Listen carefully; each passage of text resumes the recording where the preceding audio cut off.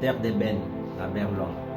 C'est un livre qui m'a été recommandé par les fétiches des guerres, que je recommande à tous les Africains qui sont aliénés, qui sont complexés des Européens, des Blancs, et qui ne connaissent pas leur histoire. Ceux qui ne savent pas ce qui s'est passé pendant, après la colonisation, l'esclavage. Dans ce cas précis, c'est pendant la colonisation. Ça a été écrit en 1929. Albert Londres était parti en Afrique. Il a fait quelques pays, le Soudan, la Côte d'Ivoire, le Niger, le Gabon, tout ça.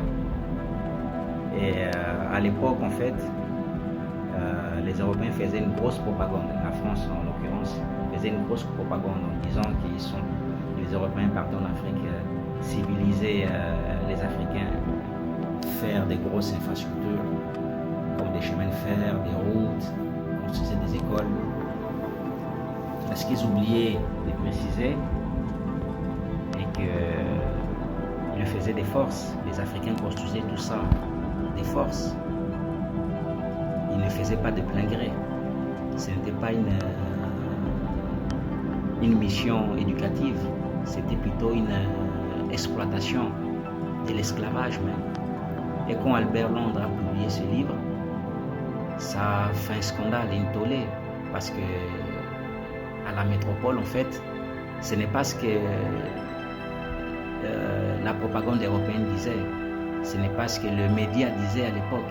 Le média disait plutôt que c'était une mission civilisatrice, c'était pour le bien-être des Africains. Mais c'était tout à fait le contraire. Les chemins de fer qui se construisaient, tous les matériaux, les rochers, les fers, les cailloux, enfin tous les matériels étaient portés par les Africains pendant des kilomètres, 200, 300, 500, 700, 1000 kilomètres. Ils portaient tout ça sur leur tête. Et il y en a qui mouraient sur le chemin. Ils ne les nourrissaient pas. Ils se nourrissaient avec ce qu'ils trouvaient. Donc s'ils trouvaient quelque chose, ils se nourrissaient pendant qu'ils portaient les trucs. Et il y en avait qui partaient en famille. Ils partaient avec leurs femmes, leurs enfants. Donc ils faisaient travailler les enfants. Les enfants portaient des trucs lourds sur leur tête pendant des kilomètres. Vous imaginez? Votre femme, votre enfant porte des trucs pendant 500 km, 700 km, 1000 km sur leur tête. Il y en avait qui mouraient et ils ne pouvaient pas rester. Donc c'était tout à fait horrible. Donc quand les Européens se vantent d'avoir construit des écoles, des chemins de fer, des routes, c'était dans ces conditions-là. Ça a été construit par le sang. Ça a été construit dans la terreur. Ils étaient forcés à le faire. Ils le faisaient des forces. Ils auraient pu, par exemple, pour porter le matériel, prendre un camion. Mais dans le livre, ils ont précisé exactement que l'essence coûte cher, les voitures, les pneus s'usent, tout ça c'est des frais et qui fera moins de bénéfices. Alors que les Noirs,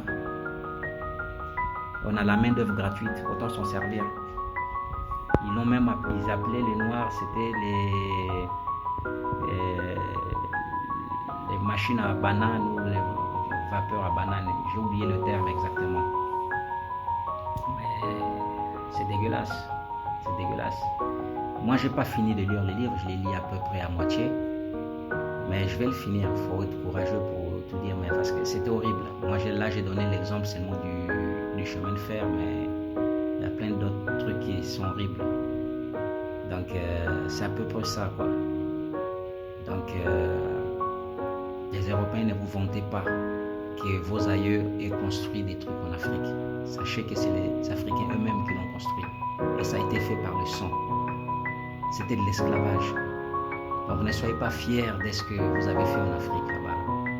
Parce qu'en réalité, l'Afrique était déjà construite. Vous avez tout détruit pour faire vos trucs là qui vous arrangeaient seulement. Et les écoles qui ont été construites, ça a été construit pour aliéner les gens.